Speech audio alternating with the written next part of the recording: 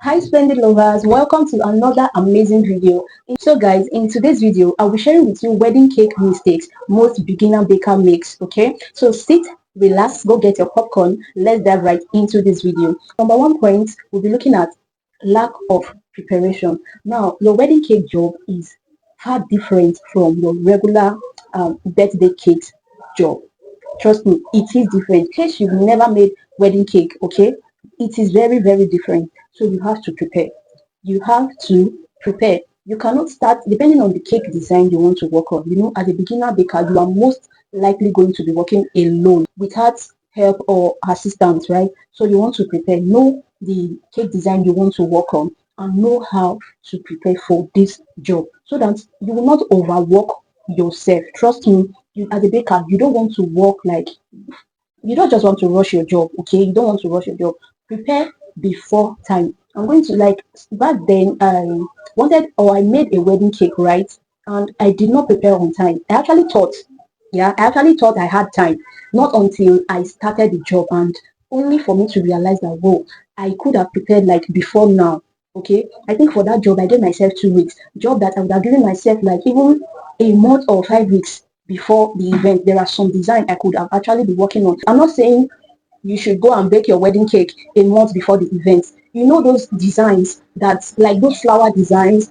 If you want to work on castle cake, there are several things that you know that you can actually make before time and just leave it there. Some actually need time to dry to be framed so that you can transport them, right? So you want to prepare those designs. You want to like do your preparation, manage your time because trust me, if you don't prepare, you won't have enough time and it might actually affect your work and how the whole turnout of that job is going to be. So please prepare before time. Yeah.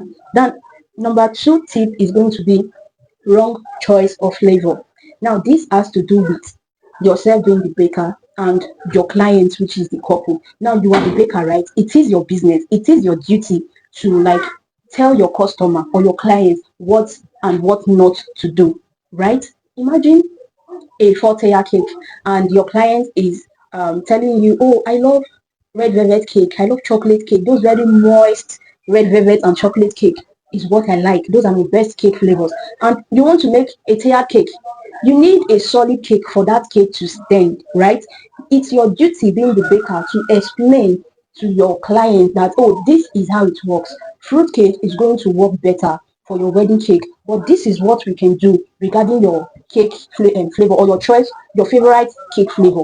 We can bake that as a separate cake for you, the couple, to enjoy maybe after your wedding. And it can also be the cake you are going to use to feed your spouse in the reception. For your main cake to stand, we have to work with a fruit cake as that is the most steady cake to work with for a wedding cake. Okay, make them see reasons with you. Don't just accept, oh, my client says he wants red velvet, and you go ahead and make all the layers. Or you can even make that last layer, right? That's going to be at the top, your client's favorite flavor. You get now. It's the last layer, nothing is on top, so it's definitely going to stand. You get what I mean? But don't just say you want to do it because this is what your client is requesting. Trust me, at the end of the day, if there's any flaw, they are not going to blame the couple. So please enlighten your client, enlighten the couple on how things are supposed to be, right? So moving to point number 3, what I have is not seeking help or assistance. Okay, I know as a beginner baker, right? Don't be afraid to charge when you know what you are doing, you know what you want to deliver, you know, like the outcome of the job, like you know how you want it to be. So don't be afraid to charge your words. These are the things you would put into consideration. You are working on a wedding cake. Wedding cakes are not small cakes. It takes energy, it takes time. Okay, if you need to get help, please by all means get help, okay? But for you to call anybody to leave his or her job or his or her comfortable space to come support you in a job, you have to pay that person. Trust me, you have to. So put this into consideration while charging your customers, because it's better you don't overwork yourself. You get help like assistance to actually do that job so that at the end of the day you are not overworking yourself and you are still able to deliver a very clean job. Trust me, you don't want to like overemphasize the power of division of labor. So everybody needs help and assistance at a point. Okay, so you want to get help. Don't make that mistake of thinking that, oh, I can do it alone. Moving to point number 4, lack of proper communication with the couple.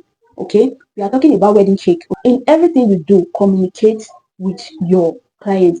There's no room for assumption. So you want to have that proper understanding between yourself and your client. This is somebody big day. You don't want to like you are expected to make the day even more better. So you don't want to make you don't want to do anything that is going to like not give your client that complete joy, excitement, or happiness. So you want to do your best to deliver the best, right? You want to do your best to deliver the best. So communication is very important. Communication as little as discuss the cake size. If possible, if you can show your client like the size of this cake pan so that they will know what to expect. Sometimes some clients will see a cake picture and they will actually expect something very big. Oh, I thought it was big. This was not what I expected for such amount. There are clients like that. So please don't just assume that they understand. No, proper communication is key. Okay, even down to the cake design. Explain to the list. Make sure you and your client are on the same page. So not all clients actually knows that once they book their wedding cake, it doesn't come with cake cutters, right? Not all clients. So you as a baker, you have to explain to them, because sometimes you know that reception part where you are expected to share cake to the guests is not all couple that like the idea of removing their cake from the cake stand when the event is still on, right? They want everything, even down to the after party. They still want their cake to be there, okay, just in case of pictures and things like that. So you can pitch the idea of cake cutters to them. Don't just assume they know that when they pay for only the cake, it's only the cake they are going to get. Some might end up calling you after the event and saying, why do you have to go and cut the cake that was on the table? Why did you not share a separate cake for the people in the hall? So please, please, please, communication between yourself and the couple, which is your client, is very, very important. Okay.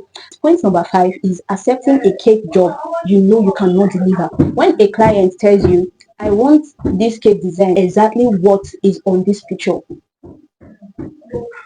let your client know that this design was created by somebody, right? Not you. You are not the original creator of that design. I'm not saying you cannot do exactly what is on the screen, like exactly that cake design, but to be on the safer side. Some customers, they have highs, oh, they will tell you that, oh, the flower that is on top of this cake was supposed to be at this part of the cake. It was too backward, it was too forward. There are clients like that, trust me. So you want to like make your customer understand that you are not the original creator of that design, except what your customer is choosing from is your own design, a cake design which you've made before, which is why I say it is very important for you to like create your own design, be creative as a baker, right? But if a customer is bringing like they already have something they want you to work on, they want you to follow, please let them know that you were not the original creator of that design. So, but you are going to try your best to deliver something beautiful. Trust me, at the end of the day, your work might even be more beautiful. Point number 6 is not calculating, like doing proper costing before charging your client, right? Whenever you want to like give a price for any cake job, okay, we are talking about wedding cakes, right? Please make sure you cost properly. If it has to, like, if a client contacts you for a job, don't just go ahead and give that person price based off of what you already know before time, right? You want to go back, call your vendors, be sure of like how much are price of things in the market before you give your charge, right? So that you won't end up running at a loss instead of gaining in that particular job. So you want to do proper costing. If you have to call your vendors, do well and call them to get like the recent price of stuff before you do your costing, so that you even know how to give a discount. If you want to give your clients a discount, you actually know how to go about it. Make sure that you are not undercharging your customers. Okay, to the last point, which is kind of my favorite part of all the points, is not praying. You don't want to make that mistake of not praying. Okay, now you are praying for both the job you want to deliver and the event. Like I said, this is someone's big day, like their very special day, and you were opportuned to be a part of someone's special day, right? So you want to pray and commit the whole event into the able hands of God. You just want to make God involved. Okay, pray, talk to God from the day you receive that like contract, from the day your client paid you for that particular job, going for the market runs and everything. Because trust me, when the workload is kind of overwhelming. There is room for you forgetting stuff. I don't know if I'm the only baker that forgets stuff. Like, it's a lot for transporting those cake to the cake venue, and just a whole couple of things that you really have to pray. So do not make the mistake of not praying. So these are the points I have for you guys today on the mistake most beginner baker make. And trust me, after today, after watching this video, you should not make these mistakes anymore. Okay, I hope this video is informative, and thank you for watching up till this point. Please, if you have not liked this video, do wait to give it a thumbs up. Drop your thoughts in the comment section. Share this video to reach as many bakers as possible. And yeah, I'll see you all in my next video. For now, stay happy, stay blessed, and stay safe. Bye bye.